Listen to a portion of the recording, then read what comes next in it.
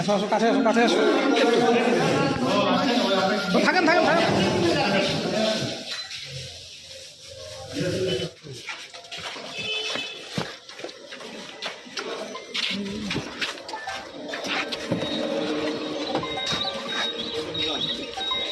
কাজ হলো।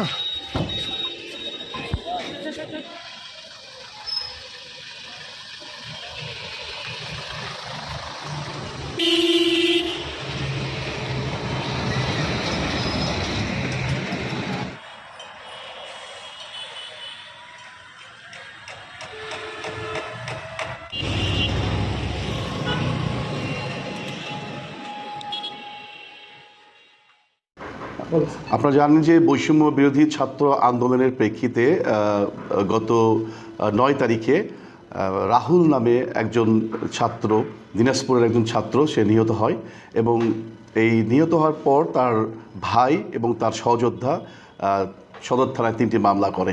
এই মামলার প্রেক্ষিতে আমরা মামলা নাম্বার 11 এই বিভিন্ন আসামি গ্রেপ্তার অভিযান শুরু করি। মামলা 3টি পিবিআইতে তদন্ত করা হয়। এই মামলার 3টি তদন্ত করতে গিয়ে আমরা মামলার এজাহার নামীয় আসামি আলমগীরকে আমরা পঞ্চগড় থেকে গ্রেপ্তার করি এবং গ্রেপ্তার করতে সক্ষম হই এবং আসামিকে আমরা আদালতে সোপর্দ করি।